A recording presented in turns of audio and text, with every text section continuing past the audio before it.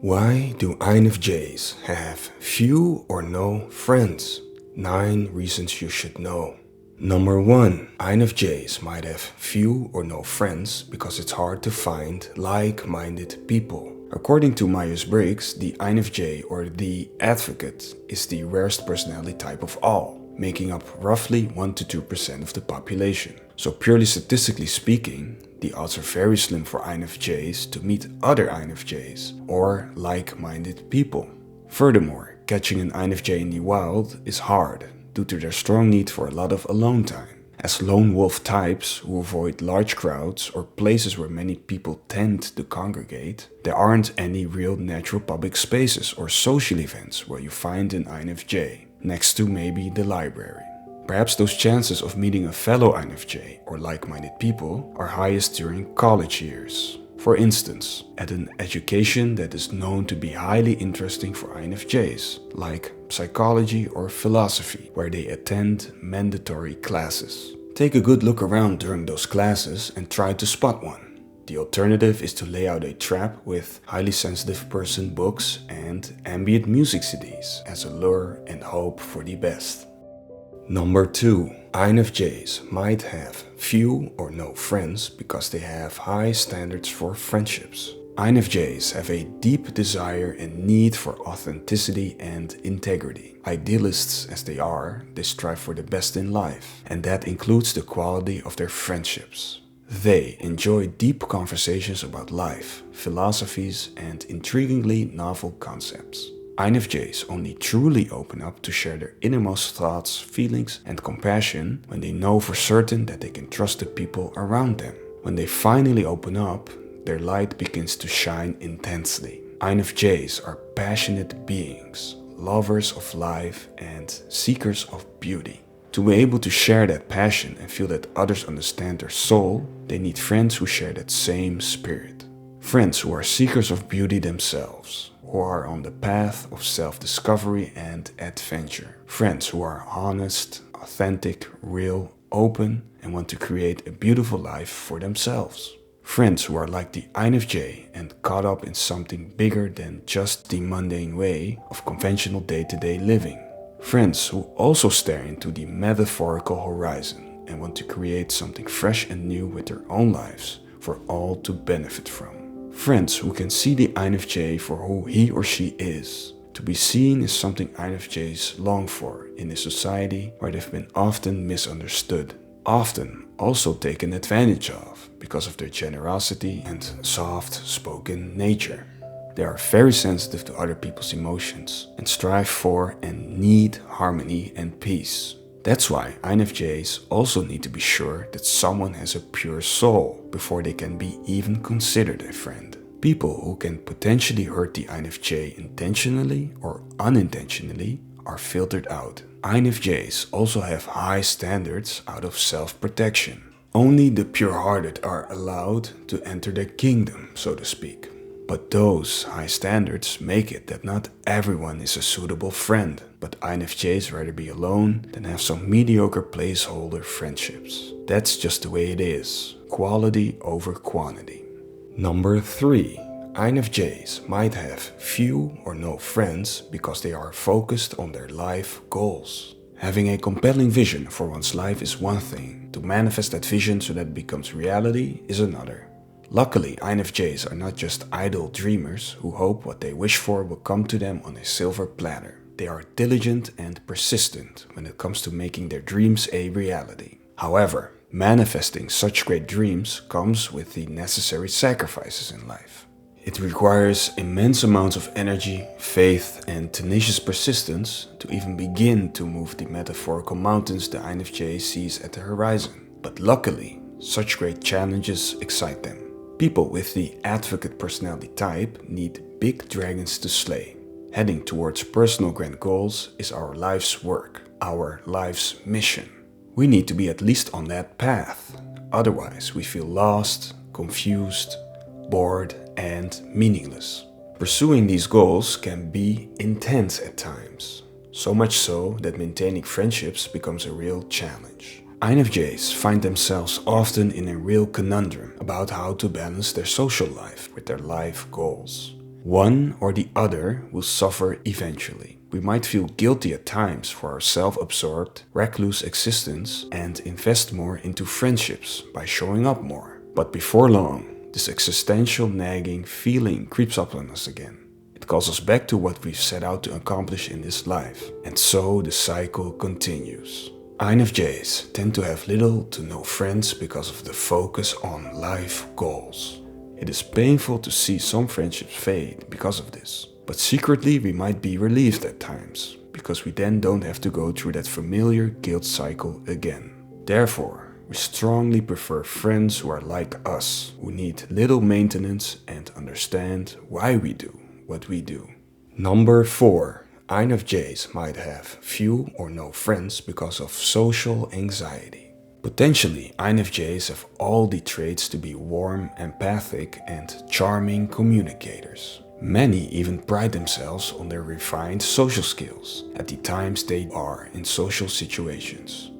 A sad reality, however, is that many INFJs have some sort of social trauma. For instance, having been bullied at school or a paralyzing shyness because of their unconventional demeanor or sensitivity.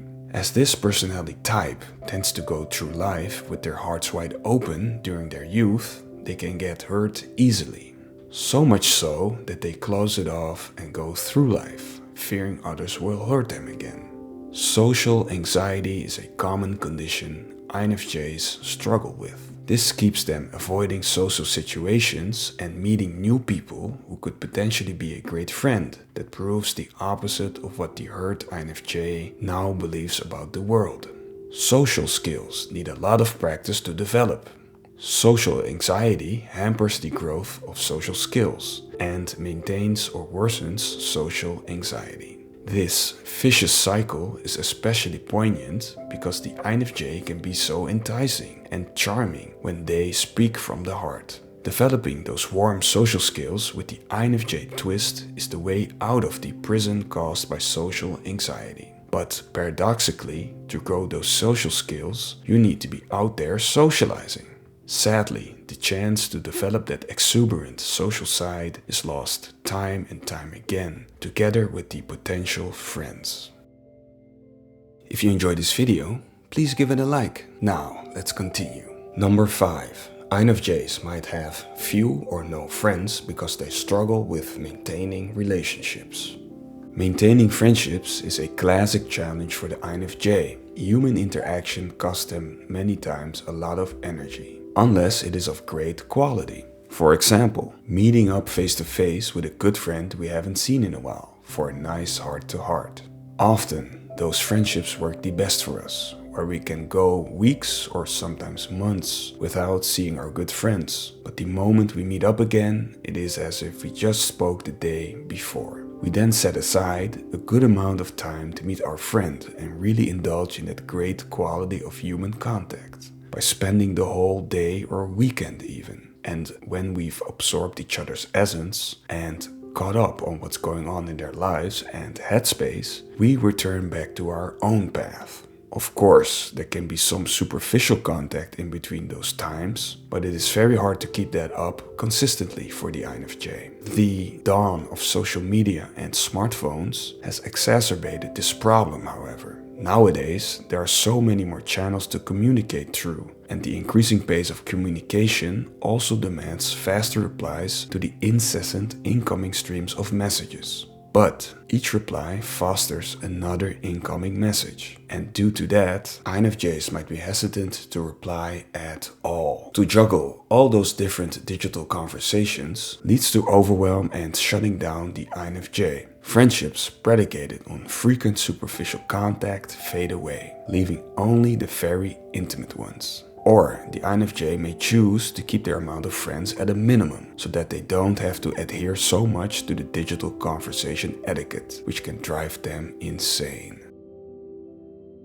Number 6. INFJs might have few or no friends because they need a lot of alone time.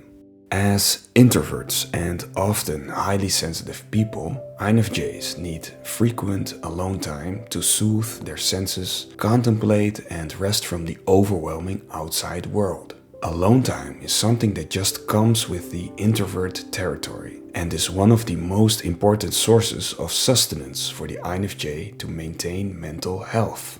Without it, we can't function. You can see that alone time is the exact opposite of time spent with others. Balancing the demands of the world, like from our career, friends, family, community, is an ongoing tug of war. Many introverts find themselves therefore in a paradoxical bind. To function in society, you have certain social obligations. For instance, interacting with co-workers on a daily basis, maintaining the romantic relationships with our partners, taking care of our children, attending birthdays from friends and family. Yet, as introverts, we need alone time to be able to handle all those social obligations. INFJs might have little or no friends due to their need for alone time leaves little room for social recreation. Number 7. INFJs might have few or no friends because they are very private, enigmatic, mysterious,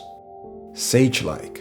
There's a good reason why these words are associated with the advocate personality we call the INFJ, keeping most of their inner lives to themselves until they trust people. This is a common INFJ practice for protective reasons, as mentioned earlier. Even so, this doesn't mean other personality types are eager to wait for the INFJ to finally open up. Many might grow impatient or think the INFJ is shy, arrogant or socially inept, and leave long before they can see the often rich inner lives of this sage personality. This is quite understandable, because we can't expect people we just met to have the patience to stick around. Extroverted types are more easygoing with taking on friendships, for example.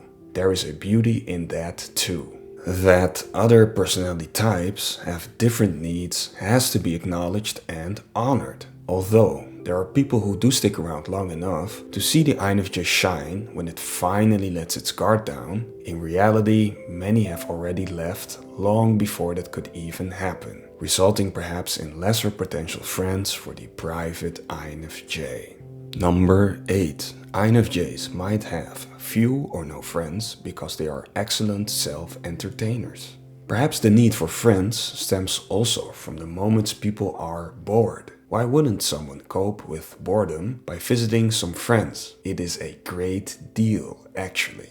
Now, there's hopefully more to friendships than just being mere placeholders against boredom, but it is another valid reason to have friends. INFJs, though, are seldom bored. They can entertain themselves easily with reading, creativity, the internet researching peculiar interests, a cardboard box. If there's nothing around them, they always have their minds to retreat into. They escape to another dimension by daydreaming. Perhaps that's why there's less need for friends in general.